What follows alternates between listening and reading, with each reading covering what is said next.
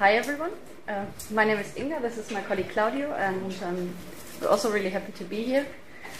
And now that we've already heard quite a lot about research projects and what they do, we would like to take one step back and look at the management side of the projects, and especially in regards to the measurement of success in research projects. Just let me very quickly give you an idea what we're going to talk about in the next 20 to 30 minutes. We'll start by defining and explaining some basic terms like project management, and also quickly introduce phases and processes of projects. And after that, we'll examine the term success, and we'll try to find an answer to the question, how can you measure success?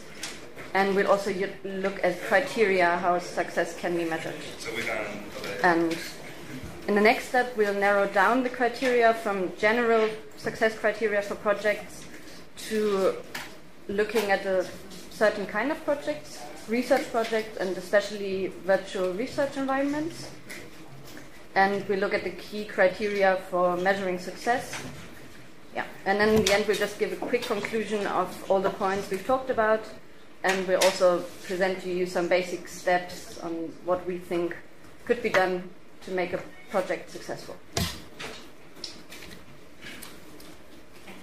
Let's talk about project and project management.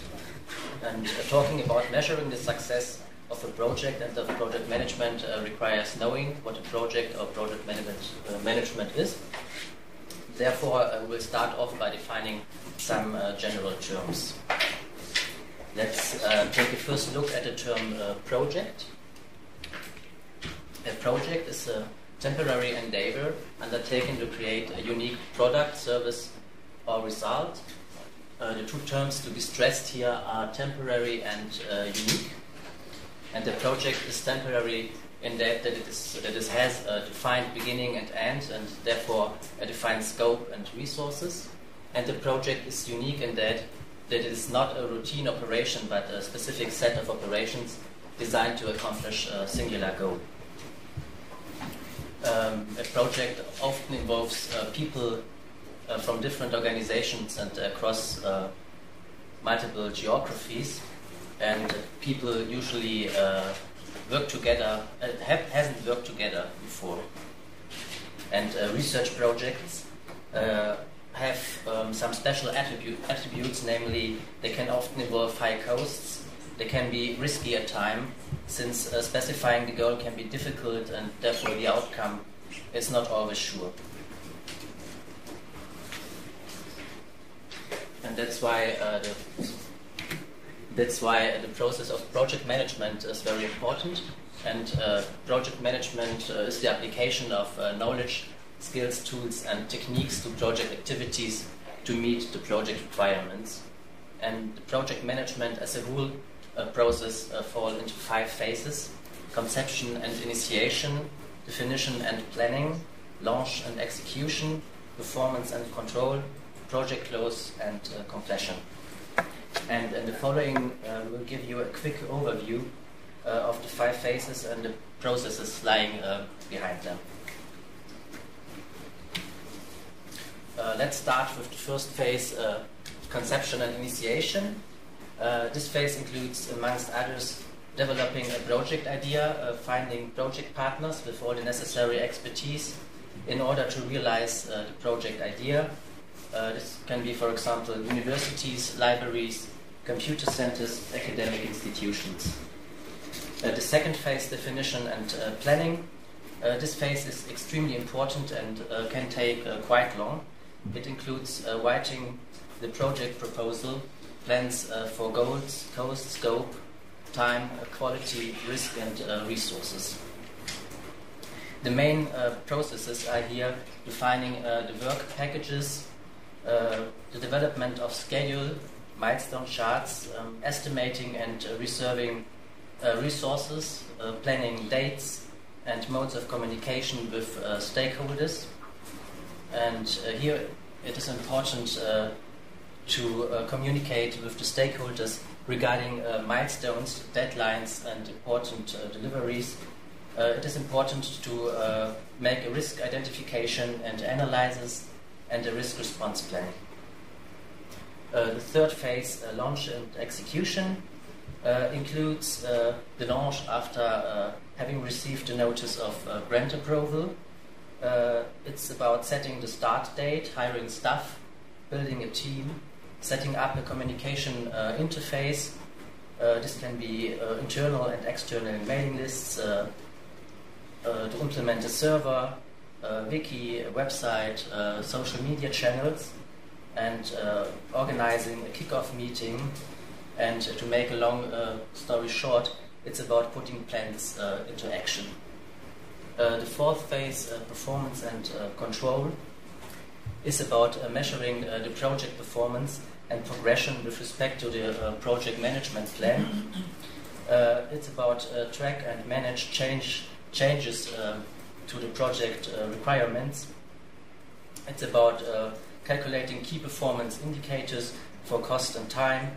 They are to be measured, and the degree of variation has to be evaluated.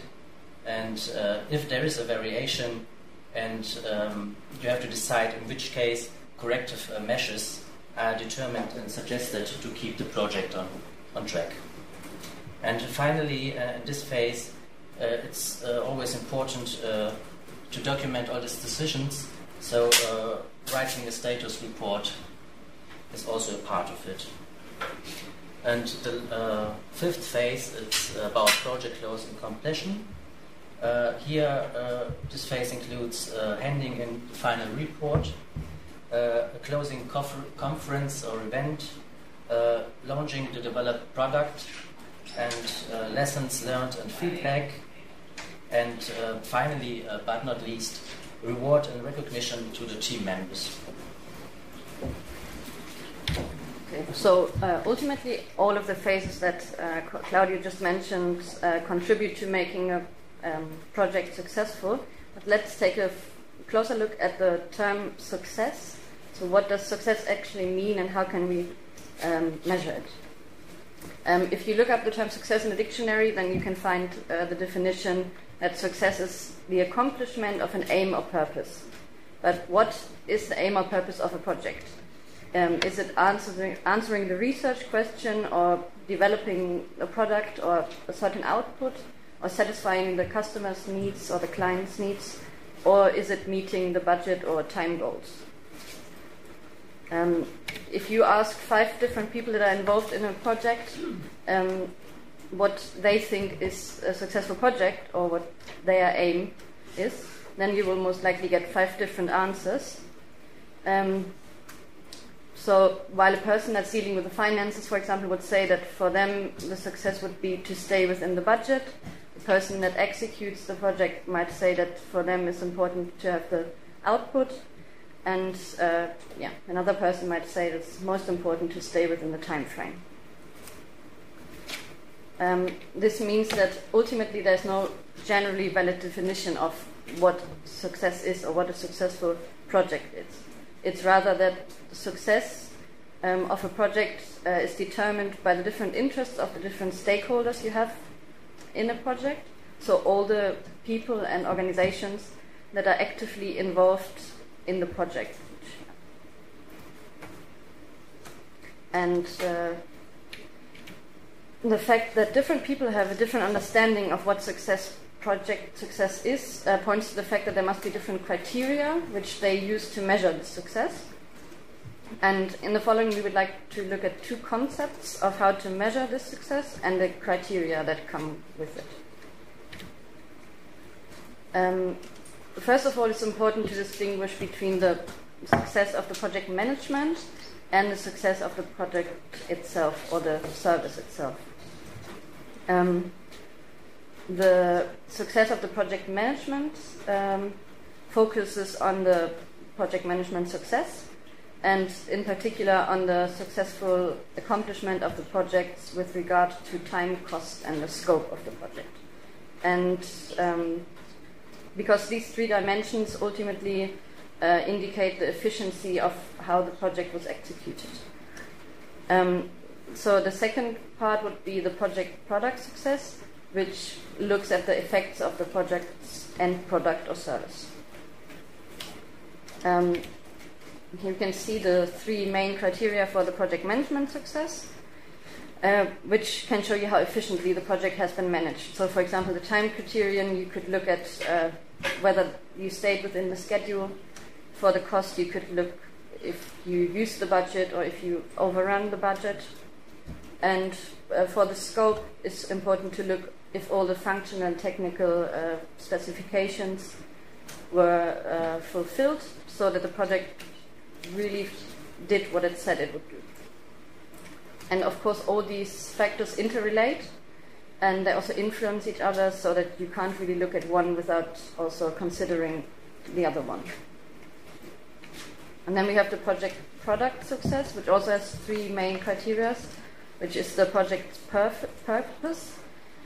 This is about the fitness for use.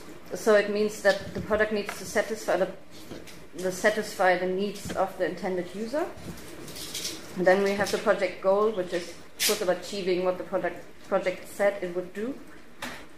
It means that we come to a positive termination of our project. And then the third one would be the stakeholder satisfaction, which we think is one of the most important points, because, as we already said, there's many different stakeholders, from users, operators, infrastructure providers, and all of them will have a different view on what they think is the goal in the project. So if you put the 2 of them together, then you would have the project success. And it's important to notice that projects can be a product failure, but the project management can still be good. And on the other hand, you can have project management success, but the product or the service is not good. So this means that maybe you've managed efficiently and smoothly and you stayed within the time and the budget, but your end user is really unhappy with what you've done, or the other way around. So although the 2 have to be distinguished, in the end they're still linked, and one doesn't go without the other. So as a general rule, you can say that the project success is the project management success in combination with the project product success.